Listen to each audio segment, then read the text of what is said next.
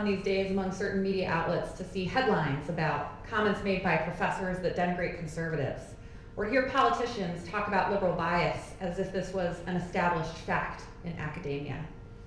I hear stories from my own students about their parents and their neighbors who joke about their college attendance and caution them against liberal indoctrination. So as a political scientist and college professor, I think about this notion a lot and how valid the criticism is. But I also think that we can't have a good discussion about liberal bias unless we first clarify what we mean by these terms. So first, when someone alleges bias, presumably this means that they think what's going on in the classroom is somehow not representative of what's happening outside of the classroom. This is not as straightforward as it seems. I'll give you one example. In the 2016 election, slightly more people voted for Hillary Clinton than for Donald Trump, but just as many people didn't vote at all. So does that mean that we give political apathy or feelings of disgust with the candidates or disenfranchisement equal footing with the views of the two major parties? Or if sizable minorities of Americans deny climate change or evolution, does this mean that we should give those viewpoints serious consideration? I think not. So, I propose that when someone alleges bias, they mean that the distribution, the viewpoints that are represented in the classroom, somehow systematically deviate from those held by educated and civically responsible citizens out in the quote-unquote real world. What we mean by liberal is a bit more difficult. Most people tend to define it very narrowly in terms of policies and candidates. Pro-choice, supportive of gun control, Bernie bros. But a lot of sophisticated work on ideology suggests that it is much more complicated than that. People do not weigh the alternatives and choose a side.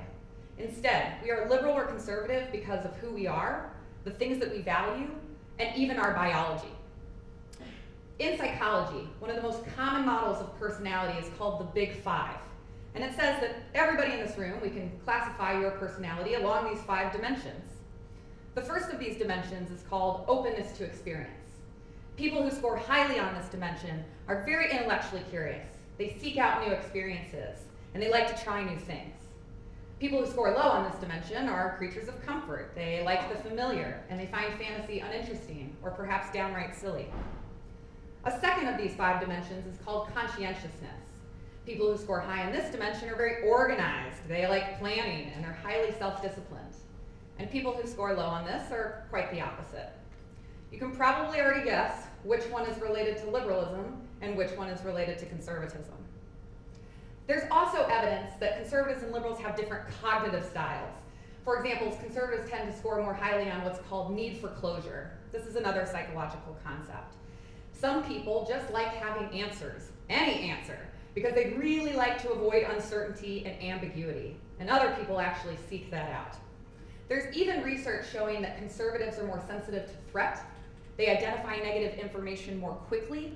They tend to spend more time dwelling on it, and even the areas of the brain that process it exhibit higher activation than among the brains of liberals. But the view of ideology that I prefer is one that emphasizes that really any society is just a big group. For example, American citizens. And we have basic group needs. We need food, we need shelter, we need water, and we need protection from the threats of outside groups, such as ISIS. As a member of this group, which do you care more about? Protecting that group from these outside threats, or providing for the group and making sure that people feel comfortable? Both are critical to the survival and success of a group, but entail very different orientations. It makes a lot of sense that if you care more about protecting the group, that you would be highly sensitive to threats, that you would want firm and easy answers, and that you'd be planning ahead. Or if you care more about protecting this group, it makes sense that you would be open to new experiences and new possibilities, be seeking out new sources of food and shelter, perhaps even allies among other groups. My point here is not to make you choose one particular perspective of ideology over another, but only to show you that it is a lot more complicated than most people think. So, with these definitions in mind, is there a liberal bias in academia? Using the more narrow, common definition, the answer looks like yes. When we compare surveys of faculty compared to the population at large, the proportion of self-identified liberals is much higher than outside. But even using this more psychological, broader definition, I would answer that yes, the bias is actually built in. Let me read to you from our own institution's mission statement. Fisher engages individuals in lives of intellectual inquiry, professional integrity, and civic responsibility where diversity and service to others is valued and practiced. College is designed to expose students to a diversity of viewpoints, foster intellectual curiosity, and at Fisher and many other liberal arts colleges, help others through tolerance and service. So yeah, there is a liberal bias in academia, but we need to distinguish between the two. Because this latter bias is towards openness to new ideas, diversity of viewpoints, and difficult questions without clear answers is systematic. It's by design. It's built into these institutions of higher learning, and I think any college professor worth their salt would argue that it's imperative to the mission. But I also don't think that's what most Americans are thinking about when they levy accusations of bias against academia. And indeed, it is this former bias that is not inherent to the mission, and it leaks out in commentary, body language, and tone. This leads me to my next question. Does it matter? Are we wholesale converting students to leftist causes and candidates? To go back to the 2016 election again, exit polls showed us that 49% of college grads voted for Hillary Clinton, 45% for Trump. If we focus on whites specifically, a group that got a lot of extra attention this particular cycle, the numbers actually flip. 45% for Clinton, 49% for Trump. This is, of course, anecdotal, but rigorous studies also fail to uncover much evidence of liberal brainwashing.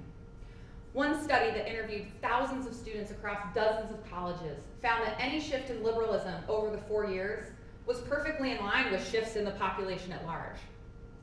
Another study that interviewed students when they were in high school and followed them beyond into their 30s and 40s found that the differences between college grads and non-college grads in terms of liberalism was entirely due to the fact that liberal students were more likely to go to college in the first place.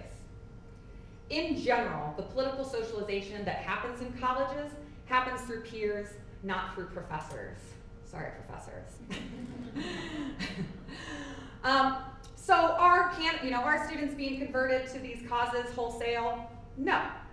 But I argue that the bias matters in other important ways, and I'll give you 3 here today.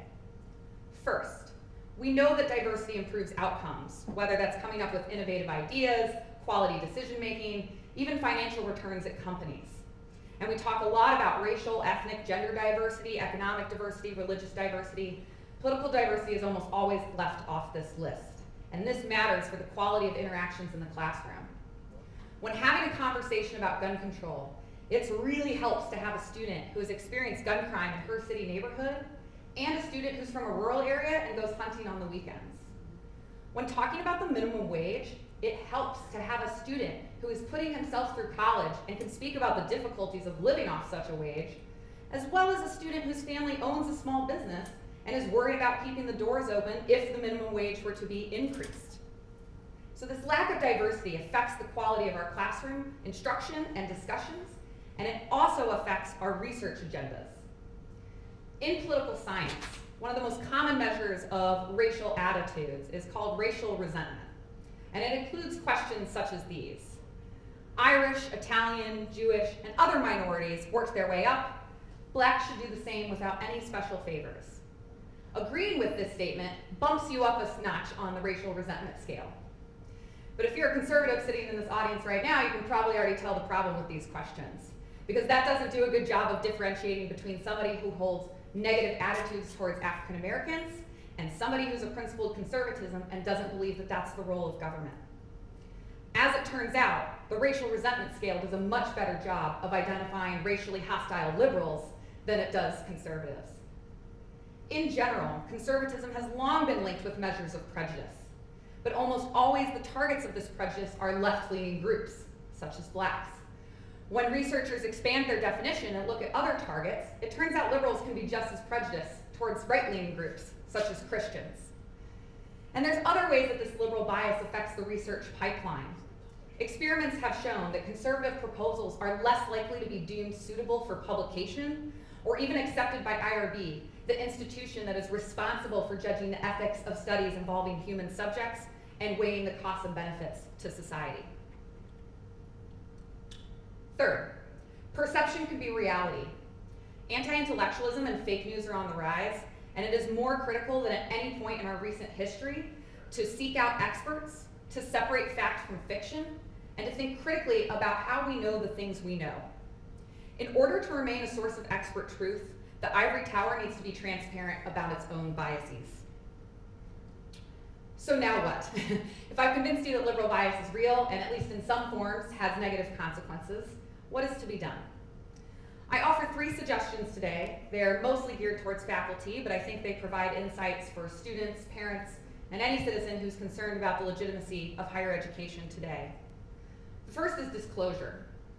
When I was a master's student, I took a class on prisons, and the professor told us on day 1 that he was a major advocate for rehabilitation programs. In fact, he had published dozens of papers on it. At the end of the semester, we had to write a paper defending a particular goal of prison, and that could be incapacitation, deterrence, or of course rehabilitation.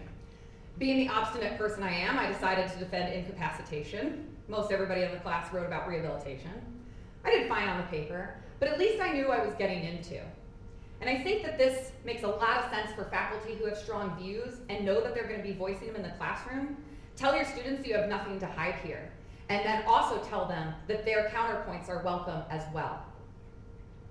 Second, use what I call the opposite test.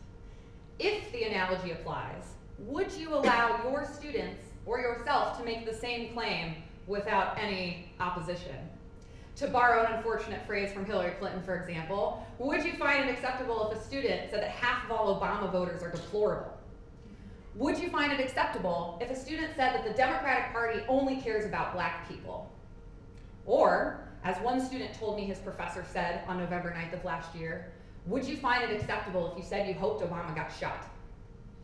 Such sweeping generalizations are empirically dubious, and such over-the-top rhetoric is not only inappropriate, but not what we should be modeling for our students. My third suggestion is the one that I most closely try to adhere to, and that is to be a data warrior. To go back to my example of gun control, when you look at the literature, it actually suggests that it's not very effective. But that can lead to a really interesting discussion about why not, including the role of federalism and perhaps the inability of a single state to tackle gun crime, or how legislating based on the outliers that are mass shootings may not be the most effective approach. Or thinking about the minimum wage. Governmental surveys tell us that roughly half of all minimum wage workers are teenagers. That doesn't mean that teenagers don't need a livable wage, but at least some proportion of them are kids who just wanted money for fun spending, or whose parents told them to go get a job. These facts provide critical context for our students and arm them to have quality discussions outside of here. So in sum, I hope that you think that liberal bias is a real issue in college, and I hope that we take it seriously. If I haven't convinced you, I would at least say that the psychological research suggests that dismissing or outright silencing counter views is not a good way to convert a student. It's not a good way to bring them to your side. But I don't see my job as one of recruitment. I see it as one of enlightenment. And liberalism does not have a monopoly on truth or on goodness. So let's be honest about our biases, and let's tell our students that the psychological liberalism that we're trying to instill is real and has great purpose, but the policy liberalism is up for debate. Thank you.